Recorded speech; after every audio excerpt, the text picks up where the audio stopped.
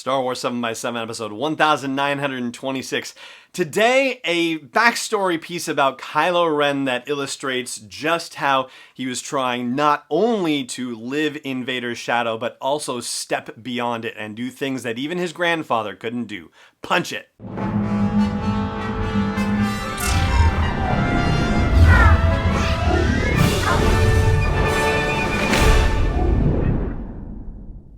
Hey Rebel Rouser, I'm Alan Voivod and this is Star Wars 7x7. Thank you so much for joining me for this episode, and I have a bit of a conspiracy theory about this episode that actually ties into the Clone Wars TV series, and I will explain that after the break. But for now, we're going to talk about a Kylo Ren story, and it is really a full Kylo Ren story. It's not like a Supreme Leader Snoke story that is really just as much a Kylo Ren story like the one we talked about yesterday, but it is going to be a full spoiler podcast once again, so if you have not read the Kylo Ren story for the Age of Resistance series from Marvel, then by all means save this episode for a later date. But if you're okay with me telling you about notable elements in this story that will help your appreciation of Kylo and his backstory as you watch the sequel movies and The Rise of Skywalker, well then let's dig in. We find ourselves in wild space at an unnamed planet, and there's a guy named Captain Rutherford who is putting on his old armor. He insisted on having his old armor even though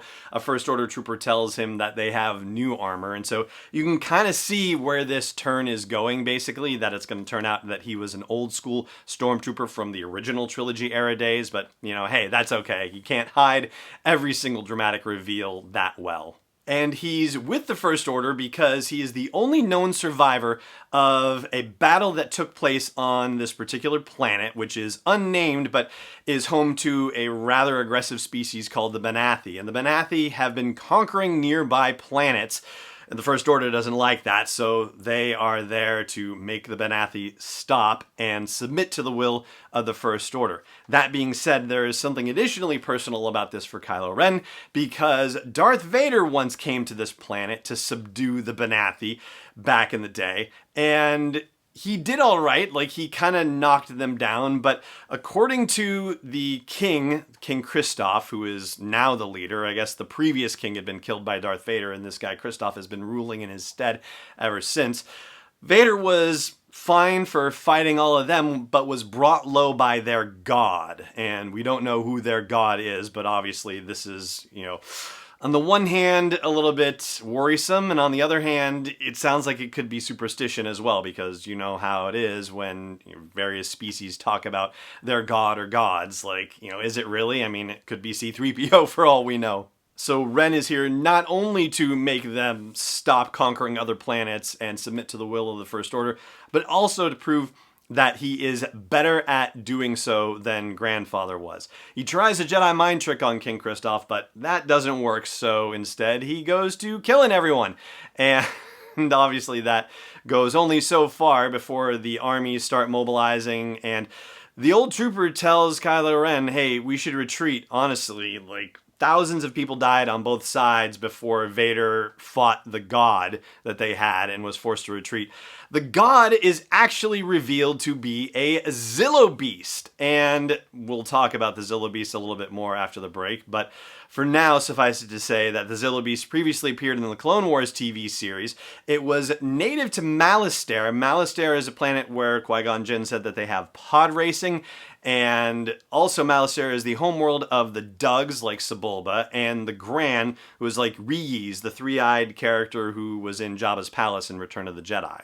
And they're supposed to be native to Malastare, but hey, here's one in wild space.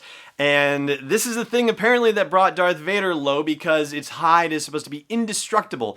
And Darth Vader's actually faced one before, because he was Anakin Skywalker in the Clone Wars and had seen the Zillo Beast that was on Malastare and that was actually brought back to Coruscant.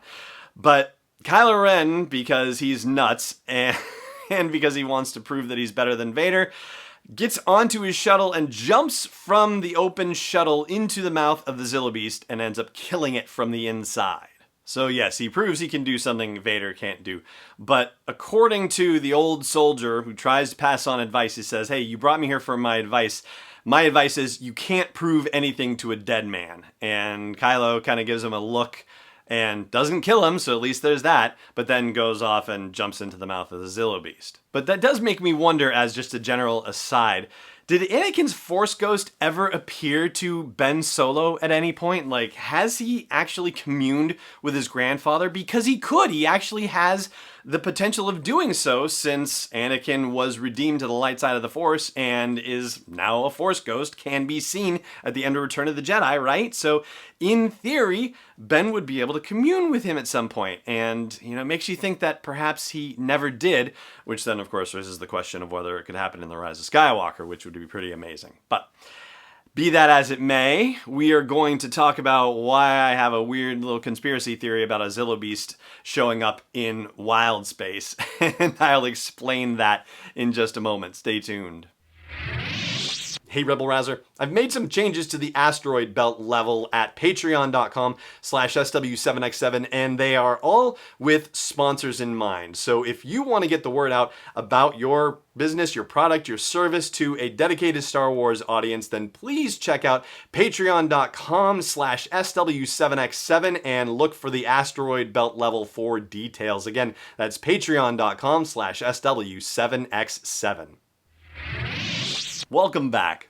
So remember how we talked yesterday about the fact that Emperor Palpatine was always on the lookout for a new and more powerful apprentice? Even when he had Vader by his side, he was continually testing him, continually looking for new possibilities because he had to stay on top of his game, right?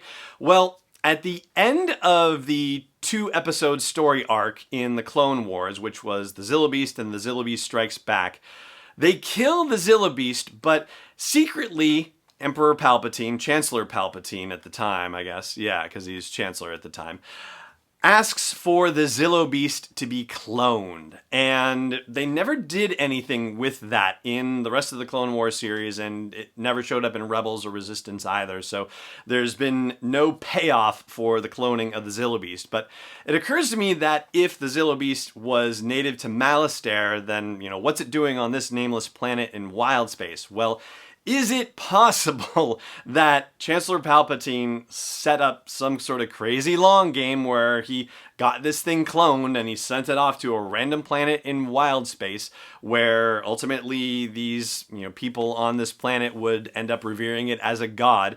The thing was semi-sentient, so it could have negotiated some sort of peace, if you will, with the Banathi and been able to exist alongside them without being disturbed. And so ultimately and randomly, this is a test planet that Palpatine likes to send his apprentices to just to see how they will hold up. So, yeah, I don't know if that's really actually accurate, but it occurred to me that, well, yeah, this is kind of weird. Why is Zillo Beast there? Maybe there's some story behind it, because usually with Star Wars, there are little sneaky connections like this. So I'd love to hear your thoughts about that too. By all means, share them with me. And that is going to do it for this episode of the show. Thank you so much for joining me for it, as always. And may the Force be with you, wherever in the world you may be. This podcast is not endorsed or sponsored yet by Lucasfilm Limited, Disney, or 20th Century Fox. It is intended for entertainment and information purposes only. Star Wars, the Star Wars logo, all names and pictures of Star Wars characters, vehicles, and any other related Star Wars items are registered trademarks and/or copyrights of Lucasfilm Limited or their respective trademark and copyright holders. May the Force be with them. All original content is copyright 2019 by Star Wars 7x7. We hope you love it.